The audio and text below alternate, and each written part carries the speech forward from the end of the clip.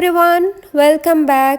Today we are going to see Mahabharata episode 20, the plot to burn the Pandavas.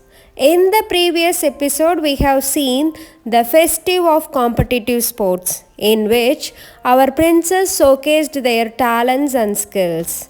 In this episode, we are going to see how Shakuni and Duryodhana plan to kill the Pandavas along with Kunti. Let's enter into the episode. As King Dhritarashtra grew old, he called a meeting with Bhishma, Drona and Vitura.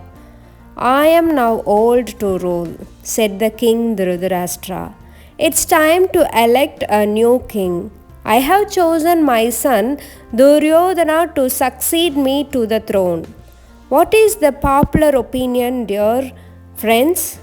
Vitura replied, Tradition stands witness that the eldest prince shall succeed the king. Bhishma and Drona supported Vidura's view. That's right, O king, they said. Yudhishthira is the elder to Duryodhana, so as per tradition, he is the rightful heir to the throne. Dhritarashtra agreed with the majority and elected Yudhishthira as his successor.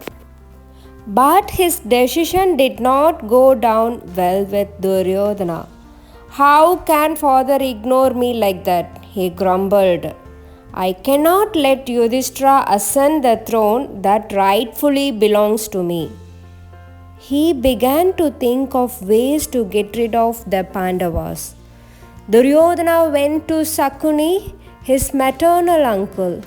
What troubles you, son? Asked Shakuni. I want the throne. Uncle Shakuni, Duryodhana said, but those 5 Pandava brothers are obstructing my path. Do something to get rid of them. Don't worry, dear Duryodhana, Shakuni said with a wicked smile. At the first given opportunity, we will have the Pandavas killed. Then there won't be any obstacle between you and the throne of Hastinapur. In those days, a small town named Varna used to host a grand exhibition every year and would invite the royal family to preside over the event.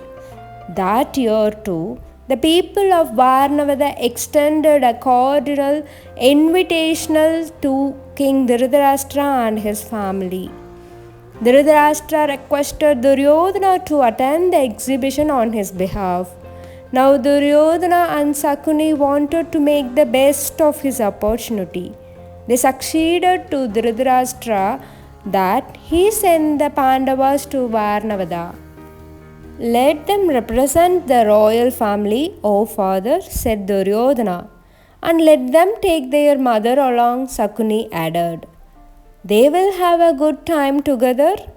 Dhritarashtra liked the idea and asked the Pandavas whether they would like to attend the exhibition. The Pandavas were glad to accept the proposal. The next morning they left for Varna. Meanwhile, the people of Varna were busy with preparations of exhibition. They needed to build a magnificent palace where the guests from Hastinapur could stay comfortably.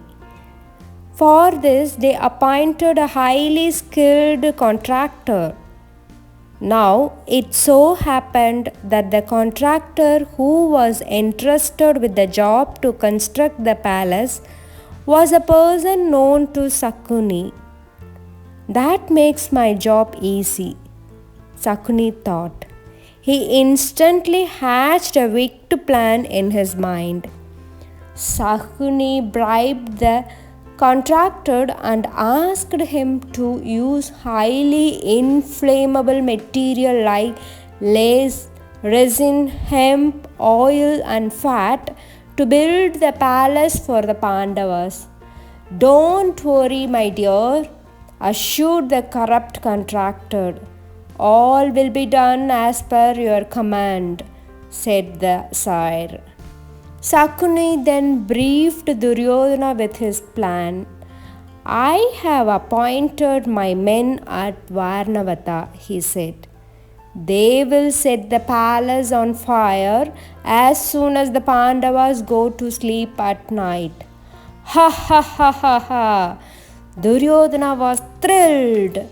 When the palace at Varnavada was ready, no one could detect that it was made up of inflammable material. The organizer instructed the guards to lead the royal guests into the palace when they arrived. On the day of exhibition, the 5 Pandava brothers and their mother Kunti arrived in Varnavata. They received a warm welcome and were invited to stay at the special palace, unaware of the danger in store for them. But Vidura, through his spies, came to know of the plot to burn the Pandavas. He was always suspicious of the jealous Duryodhana and his evil-minded uncle Shakuni. So he had set spies on him. Shakuni has planted men to burn the Pandavas alive in their palace and make it look like an accident, informed the spies. Vidura was the well-wisher of the Pandavas. He instantly sent his men to alert the Pandavas. He also instructed his men to dig a tunnel in the palace so that the Pandavas could escape to safety before night falls. Vidura's men stealthily met the Pandavas and alerted them about the dangerous plot. Then they dug a tunnel that opened into the forest. That evening, the Pandavas, along with Kunti, escaped through the tunnel. At midnight, according to the plan, the palace was set on fire. Soon it was burned to ashes. In the morning, when the people saw this, they began to wail and cry at the accidental death of the Pandavas. Duryodhana and Shakuni shook hands at the success of their plan. Now I am at ease, sighed Duryodhana. All my rivals are put to rest. Celebrate, dear Duryodhana, said Shakuni. You are the undisputed king of Hastinapur. Far away in the middle of the forest, the Pandava brothers and Kunti were safe and secure. We must thank Uncle Vidura, said Yudhishthira. It's because of him that we are alive today. Otherwise, Duryodhana would surely have had us killed. Let's go back to Hastinapur, brother, Bhima cried, seething in anger. I shall catch the Duryodhana by his throat and... No, son, Kunti interrupted him. Let them think that we are dead. If we go back, they may try to kill us again in another way. I won't allow you to take risk in your lives. Let's stay here for some time. The Pandavas agreed to stay in the forest. They built a small hut and lived there. Thank you. By this, the story ends.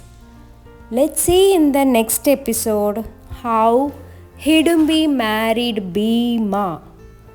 Thank you and subscribe for the new videos.